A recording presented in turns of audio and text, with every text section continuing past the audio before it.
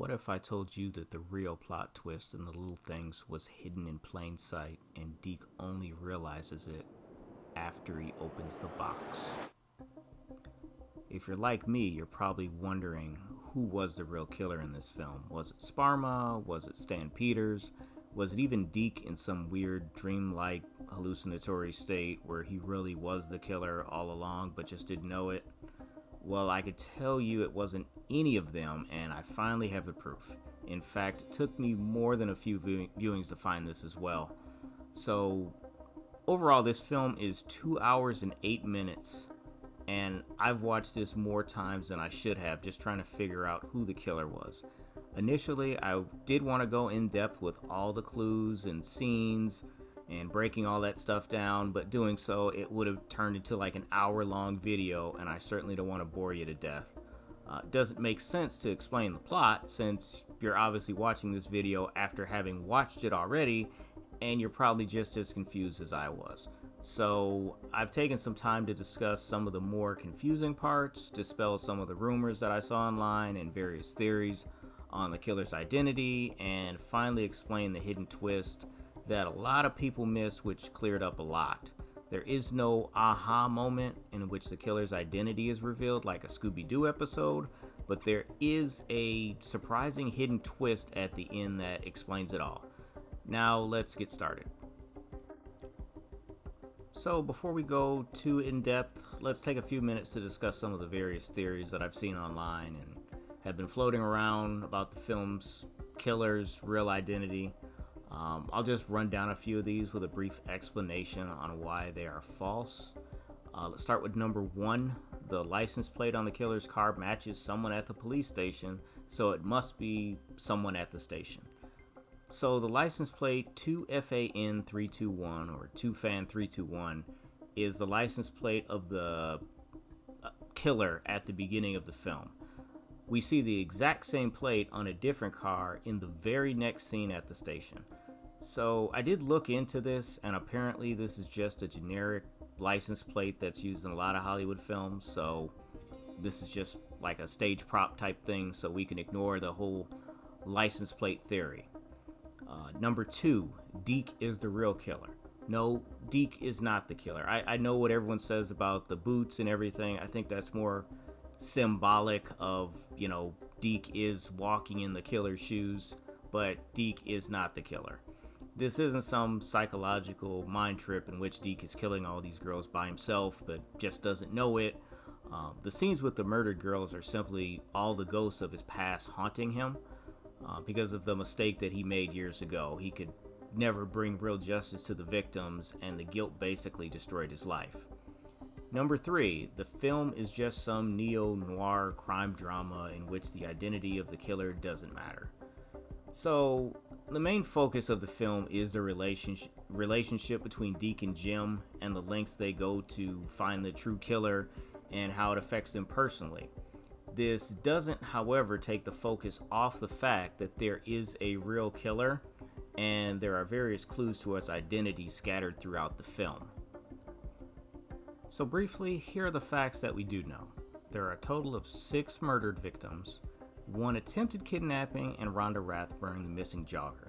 The 6 victims are the girl in the yellow dress, possibly Carrie Holland, the girl found in the ditch by the mile marker. There's 2 unknown victims, the girl found in the canal, and Julie Brock, who was found in the apartment. The attempted kidnapping of Tina Salvador is where the film begins. This is also the only scene in the film where we can catch an extremely brief glimpse of the killer. In this scene, we can see the killer is sporting a Walter White-esque goatee and glasses. He also doesn't walk with a limp like Sparma does. Even though he's shown on film for only a few seconds, we can see someone who looks similar to him in the slideshow at Sparma's apartment later on in the film, which I'll touch on later. Fast forward to the night of the murder of Julie Brock. This is important, but it's just such a small clue that sets the stage for the rest of the film. So Deke and Jim find the body of Julie Brock in the apartment at night. The very next scene is the jogger scene in which we see Rhonda Rathburn being kidnapped. The scene then pans away to a fast forward view, which appears to be the next day, only a few hours later. The very next scene is Jim walking into the cafe and he notices the missing persons sign outside the cafe door. The person on the poster is Rhonda Rathburn. It would be almost impossible for someone to have time to put up missing person signs in all these places in just a few hours. I mean, heck, the parents really don't even know that she's missing, and I don't think the police would do anything about it anyways. If it's only been, at max 10 hours that this lady's been missing. So this indicates that the jogger scene is actually a flashback and did not happen the same night as the Julie Brock murder. That's really important. Now we go to the interrogation scene with Stan Peters, which is also very important.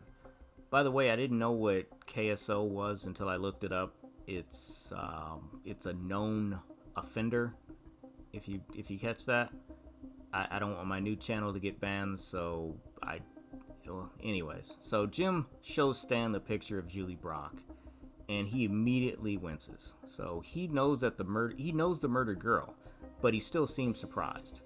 Jim then says the name Mary Roberts, which causes him to completely switch his emotions, which totally confuses Jim. So I don't know exactly what he was thinking before, but his emotion just kind of switched on a dime, like it went from being sad to just being extremely fearful. So Stan then immediately realizes that Deke is the one behind the glass. He knows this because Mary Roberts was the girl that Deke accidentally shot at the crime scene years ago that was covered up. So since Stan was somehow involved in that murder as well, he then realizes that Deke is back and he's trying to find the killer. A big clue that shows that Deke doesn't even believe that Stan is the real killer is when Jim asks him, "Was he your boy?" Deke responds, "You gotta kiss a lot of frogs to find your prince." This signifies that Stan Peters was someone involved in the murders years ago, but he wasn't the killer himself, and Deke was just using him for information to find the real killer.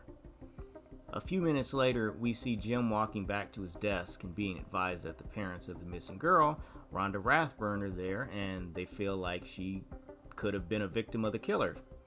Baxter just straight ignores him, as they don't have a body yet, even though I think that he feels like their daughter is already dead.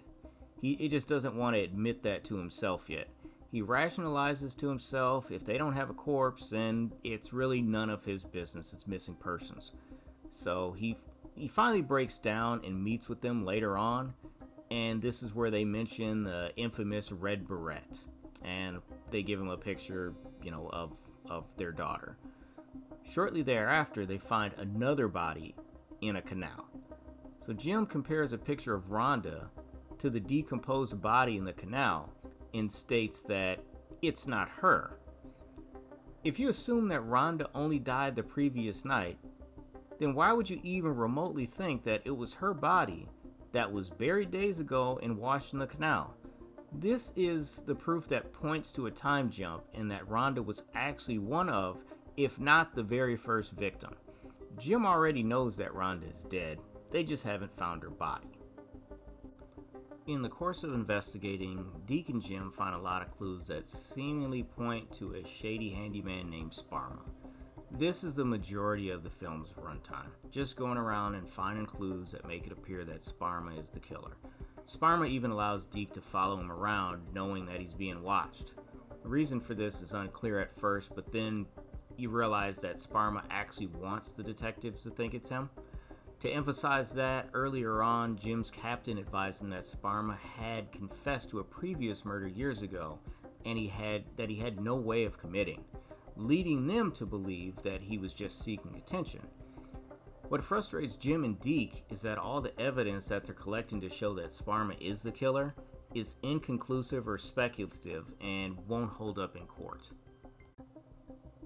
They can't use the only eyewitness, Tina Salvador, because she saw him in cuffs before she saw the mugshot, so that won't hold up in court. Fingerprints and teeth marks that may match the dentures, inconclusive. Milk and bush beer in the fridge, Inconclusive. Crime scene photos arouse him. That's also weird, but that's inconclusive.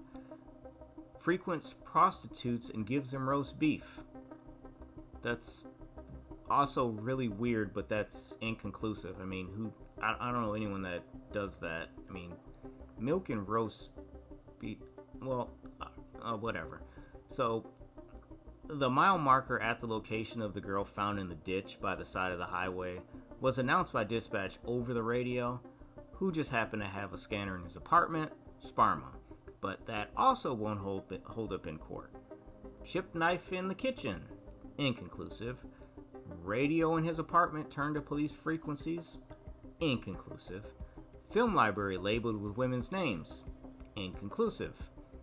Although I'm not quite sure on why Deke just didn't grab, there's like a whole shelf of them. Why didn't you just grab like a couple of them? Then you could take it home to your VCR and take a look to see if there was anything weird, and then you kind of have proof, and then you'd know that he was your guy. But I don't know. I don't know why he didn't do that, but whatever. A book collection consisting of crime and murder, inconclusive. Now, some might not notice this or even care, but Sparma does have a copy of Flick Story on his bookshelf.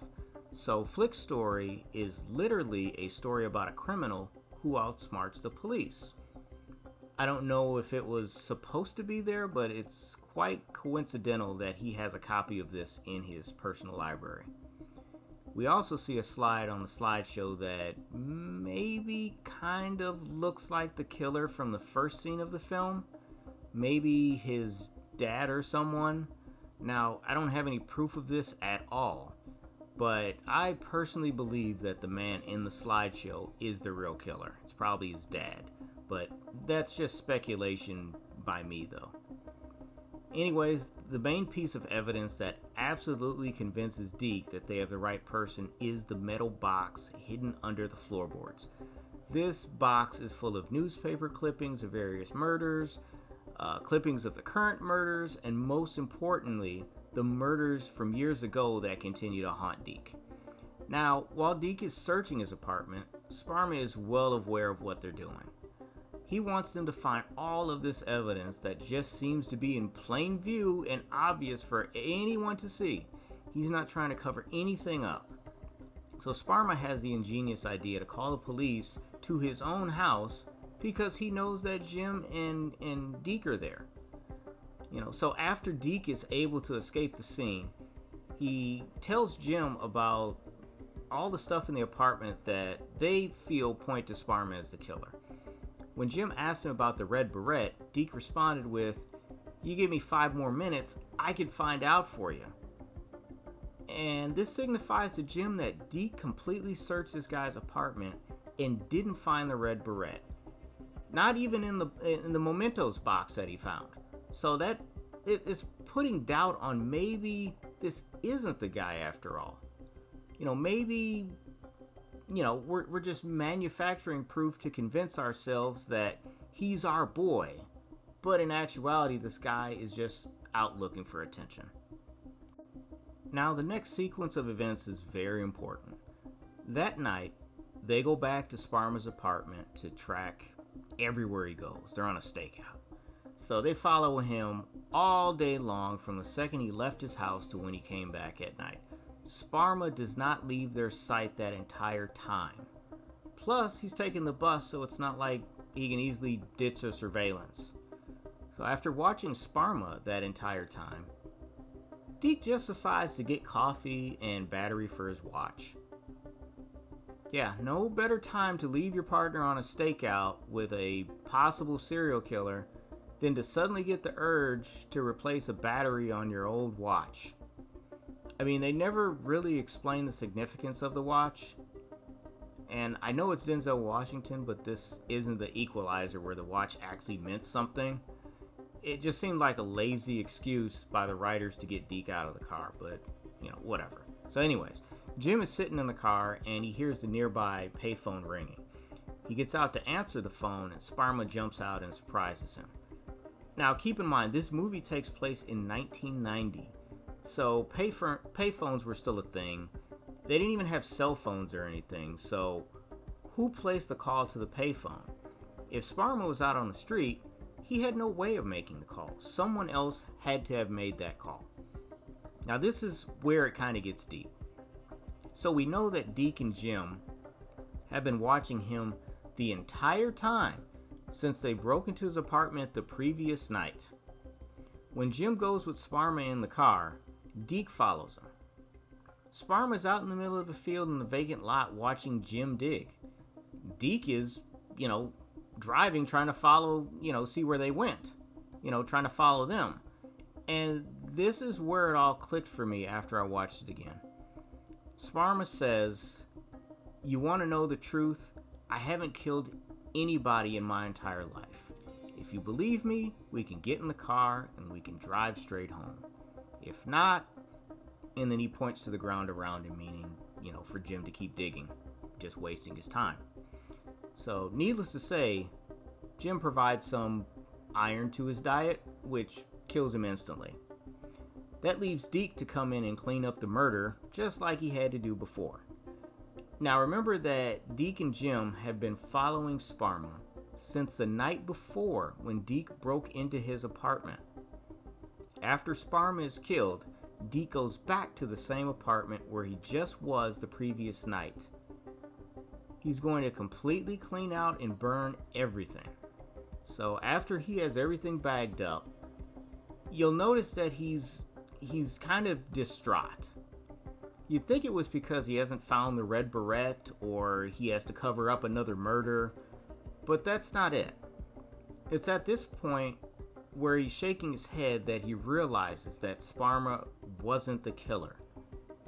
He doesn't want to, but has to confirm for himself by retrieving the metal box under the floorboards. It's at this second that he realizes that the box is empty. So while they were following Sparma, someone else had taken the mementos, the real killer. And that's the real twist to the story. Sparma was just part of the scheme to misdirect everyone and get everyone to think it was him. Both Sparma and Stan Peters were involved in some ways to all the murders the whole time, but they didn't actually kill anyone. That's why Sparma confessed to killing someone 8 years ago, even though it was impossible for him to do so. The whole time, Deke and Jim were being played, and that's the moment where Deke finally realized it. So Deke's final act is to purchase a red beret and send it to Jim so he doesn't have to go through the same experience that he went through. He wants to put Jim's mind at ease that they got the right person, even though they never really caught the real killer. And so, basically there you have it. Sparma was not the killer, but he pretended to be the killer to draw people off the trail of the real killer, wasting all that time while the true killer is still out there killing people, I guess.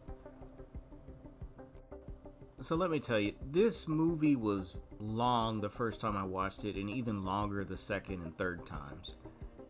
It didn't have too much fluff, as most of the runtime was spent trying to show that Sparma was the killer to throw everyone off. I kept watching it looking for, the little things that get you caught, but I couldn't tell if it was really a clue or something that they had to trim, just based on the runtime, like the roast beef thing. If they made a point about Julie Brock being a strict vegan, how did she have roast beef in her stomach? Like, why would someone force her to do that?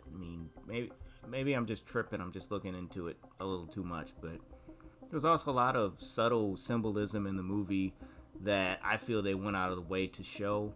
We have the bullet that Flo carries around as a reminder of the guilt that they carry. Like literally carrying around a bullet that killed an innocent girl on a keychain. Isn't that evidence? Like, they just let you take that? It's kind of, I guess it's weird, but okay. There's also the ghosts of the dead girls that literally haunt Deke and the whole saints and angels thing.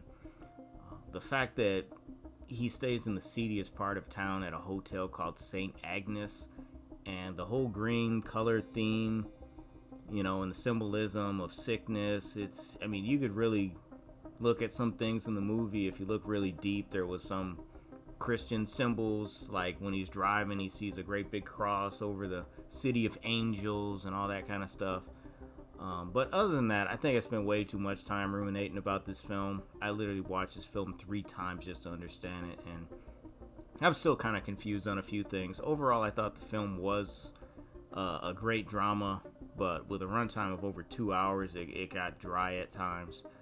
Of course, Denzel, Rami, and especially Jared did a spectacular job with the acting as usual. But there is about 20 minutes of stuff that could have been cut. It is great that it premiered on HBO Max at the time of the release. Otherwise, I don't think I would have even watched it.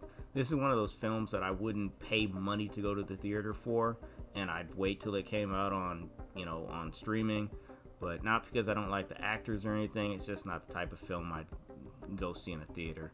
With all that being said, if you like what I'm doing, please hit the like button, turn on notifications, subscribe to the channel, buy my merch, listen to the podcast, watch me in person. No, I'm just playing. I don't have any of that. I'm relatively new to actually posting videos, but I'll try to put out a new video each week. And I appreciate any support. I'll be posting videos on cord cutting, product reviews, my opinions, and anything else related to tech. So thanks for watching for this extremely long video. Peace.